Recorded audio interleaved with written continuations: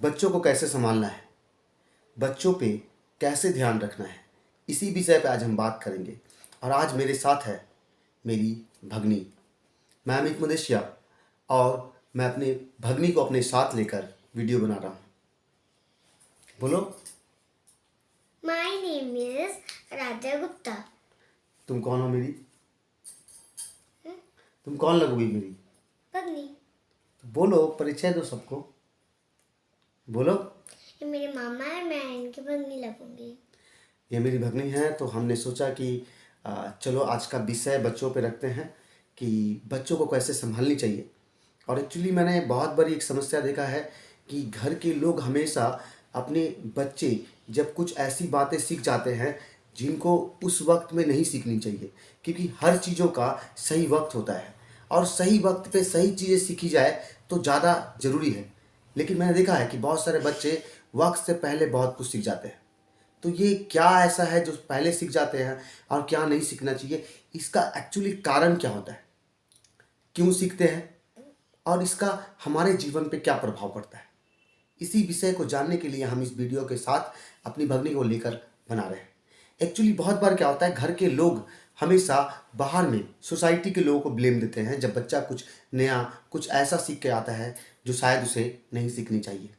साथ ही साथ बहुत बार स्कूल के टीचर्स को, और ये ब्लेम भी करते हैं घर वाले लोग जाकर टीचर्स को कि आपने क्या सिखा दिया, आपने क्या सिखाया, ये ऐसे कैसे सीख गई। या तो घर के अंदर में आज साथ में फैमिली के साथ बैठकर ये बात करते हैं, ये स्कूल जाकर बिगड़ गई है, ये स्कूल जाकर ऐसा सीख गई है, ये मोहल्ले के अपने दोस्तों के साथ बैठकर उनके साथ रहकर ऐसा सीख गई है। ये सारी थॉट, ये सारी विचारधाराएं लोग, अपने घर के लोग अपने बच्चों के, जब बच्चे कुछ सीख जाते हैं तो वो लोग ये इफ़ेक्ट करते हैं, रिएक्ट करते हैं लोगों पे।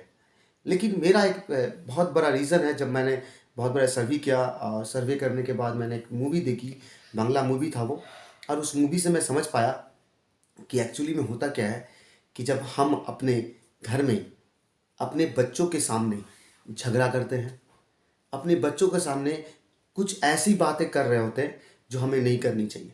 हम अवेयर नहीं होते अपने बच्चों को लेकर कि बच्चा सामने है और हमें कौन सी रिएक्शन रखनी चाहिए, क्या बातें करनी चाहिए उसके सामने। घर पे बहुत बार ऐसा भी होता है कि हम बच्चा घर पे है और हम आपस में हस्बैंड वाइफ झगड़ा कर रहे हैं। बहुत बार कुछ ऐसी चीज़ें होती है जो नहीं होनी चाहिए। तो ये जितनी भी चीज़ें हम घर के अंदर कर रहे होते हैं अपने बच्चे के सामने, वो सारी चीज़ें, वो सारी बातें उस बच्चे पे इफेक्ट पड़ता है। और क्योंकि बच्चे ऐसा क्यों करता है, ये जो मैंने कहा था, ये ऐसा इसीलिए होता है क्योंकि बच्चे के दिमाग जो होता है वो नया होता है, वो नया नया में सब कुछ सीख रहा होता है और उसके अंदर सीखने की इच्छा होती है। और जब कोई चीज़ नया वो देखता है तो उसके दिमाग में हम सवाल उठता है। और मैं अगर कह दूं कि बच्चों का सबसे बड़ा समस्या ये होता है कि हमेशा वो हर चीज़ों पे एक सवाल उठाता है, क्योंकि वो नया चीज़ें देख रहा होता है या नए चीज़ों को सुन रहा होता है। और नए चीज़ों को सुनने के बाद उसके दिमाग में एक सवाल आती है और उस सवाल को वो जानने की इच्छा रखता है और वो जानता भी है। क्यों? अब कैसे जानता है और क्यों जानता है, सबसे बड़ी सवाल है कि बच्चों के अंदर भी ये पता है कि कंफर्टेबल जोन बोलकर एक बहुत बड़ी चीज़ होती है। बच्चे भी जहाँ कंफर्टेबल होते हैं, ठीक उस जो सवाल जो घर में उठा है, जो दिमाग में चल रही है कि ये बातें हो रही थी, इसका मतलब क्या है, इस चीज़ को जानने की इच्छा उसके अंदर है और इसको जानने के लिए वो कोई ना कोई एक्शन करेगी। अब वो देखती है कि घर में हमारे मम्मी पापा से मैं डर लगता है, अगर कुछ बोलूँगी तो वो क्या रिएक्शन करेगा, हो सकता है कि टीचर से डरे। तो वो बच्चा जहाँ पे कंफर्टेबल जोन होगा, जो उससे बहुत प्यार करता है, जो उसकी बातों को सुनना पसंद करता है, ठीक वो बच्चा जाकर उन्हीं के सामने अपनी बात को रखेगा ताकि वो उसके जवाब को ले सके, वो जान सके कि इसका मतलब क्या होता है। बहुत बार ऐसी बहुत सारी चीज़ें होती है जिस पे हम नज़र ध्यान नहीं दे पाते क्योंकि हमारे अंदर अवेयरनेस नहीं है। प्रॉब्लम एक्चुअली घर में होती है और हम दोष हमेशा बाहर वालों को करते हैं, टीचर्स को, सोसाइटी के लोगों को, उसके दोस्तों को, कि उसके साथ मत रहना, उसके साथ रहने की वजह से तो बिगड़ गई है। एक्चुअली में ऐसा कुछ भी नहीं हुआ। हुआ ऐसा है कि आपके घर में आपका बच्चा था और वहाँ से जो सवाल उठे हैं, उसी सवाल को, जवाब को पाने के लिए वो बाहर गया था और बाहर जाकर उस सवाल को उसके आंसर मिला है। अगर सवाल ही ना उठे तो वो सवाल किसी से जवाब जानने की इच्छा ही नहीं रखेगा। अगर हम अवेयर रहें, सतर्क रहें कि हमें अपने बच्चे को कैसे समझाना है, अपने बच्चों के सामने क्या बातें करनी है, क्या नहीं करनी, इन सब चीज़ों पे अगर पूरा अवेयर रहे तो शायद हमारे बच्चे हर वो चीज़ें सीख पाएगी जो उसको सीखना चाहिए, और जो नहीं सीखनी चाहिए वो नहीं सीखेगी, क्योंकि हम हमेशा अवेयर रहते हैं कि हमारा बच्चा क्या उसके लिए सही है और क्या गलत है। लेकिन क्या होता है, हमारी फैमिली में खुद बहुत सारी ऐसी समस्याएं होती है जिसकी वजह से हम खुद अनमैनेजेबल होते हैं, हम खुद अपने जीवन में खुश नहीं हैं, हम खुद अपने जीवन में परेशान हैं। हमारे बीच खुद इतनी सारी समस्याएं होती है कि हम अपने बच्चे पे ध्यान नहीं दे पाते। घर में झगड़ा करना, घर में तर्क वितर्क, घर में मूवीज़ में कुछ ऐसे मूवीज़ चलाना जो मुझे नहीं लगता कि सही है। तो ऐसी बहुत सारी चीज़ें जो नहीं होनी चाहिए। तो बच्चे के सामने क्या आनी चाहिए, क्या शब्द वो सुने, क्या देखे, क्या उसके लिए देखना सही है, क्या उसके लिए सुनना सही है, ये सारी चीज़ों पे ध्यान देना बहुत ज़रूरी है। अगर हम इन सब चीज़ों पे ध्यान देते हैं तो हम अपने बच्चे को कैसे पढ़ा सकते हैं, उसको कैसे आगे बढ़ा सकते हैं, कैसे उसके दिमाग में अच्छी अच्छी बातें जा सकती हैं जिससे वो अपने जीवन में आगे बढ़ सके, अपने आप को समझ सके, अपनी ज़िंदगी को और बेहतर बना सके। क्योंकि आज का जो जनरेशन है वो ऐसे ही बहुत फास्ट है, हर चीज़ें वक्त से पहले हो रही है। अगर हम अपने बच्चे के प्रति ज़्यादा अवेयर रहें, ज़्यादा सतर्क रहें, तो ये चीज़ें हमारे बच्चों के साथ नहीं होगी। हमें समझने की ज़रूरत है, हम सबको समझने की ज़रूरत है, और सबसे बड़ी बात है, एक परिवार, एक घर के फैमिली को अवेयर होने की ज़रूरत है अपने बच्चों के प्रति, ताकि वो समझ जाए कि अपने बच्चों के सामने क्या सही है और क्या गलत है। इन दोनों चीज़ों पे अगर हम ध्यान दें तो हम बेहतर फ्यूचर अपने बच्चे को बना सकते हैं। हम हमेशा सेल्फिश होते हैं, अपनी खुशी के लिए, अपने मतलब के लिए, अपने घर वालों से, अपने अपने हस्बैंड से, अपने बच्चों से, अपने परिवार के माँ पापा से इतने लड़ाई, इतने झगड़े करते हैं जिसके वजह से हमारे बच्चों पे उन सारी चीज़ों का इफेक्ट पड़ता है। हम कभी नहीं सोचते कि हमारे घर में बच्चा है, उनके सामने ना लड़ा जाए, उनके सामने कोई तर्क, कोई वितर्क, कुछ ऐसी बातें ना की जाए जो ज़रूरी नहीं।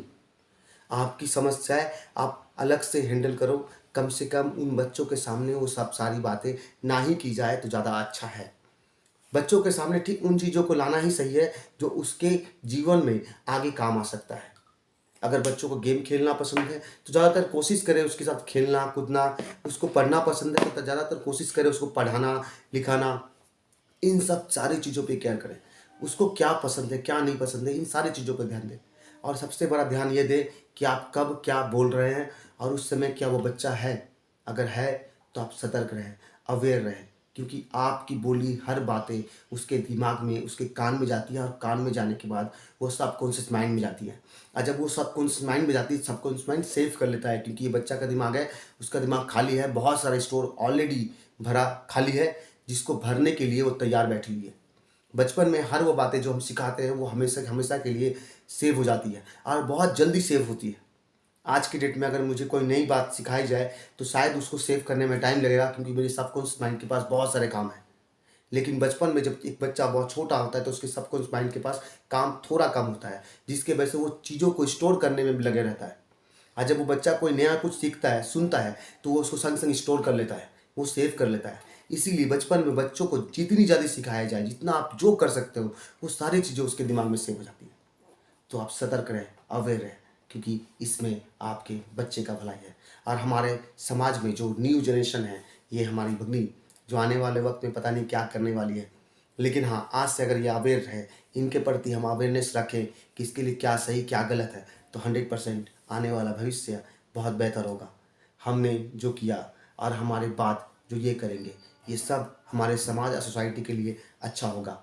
मैं इसी विषय के साथ अपने इस शब्द को यहीं पर रोकता हूँ, और मैं रिक्वेस्ट करता हूँ कि आप मेरे वीडियोस को शेयर करें, सब्सक्राइब करें, लाइक करें, बेल आइकन जरूर दबाइएगा, ताकि ज़्यादा से ज़्यादा मुझे मेरे वीडियोस को आप देख सकें।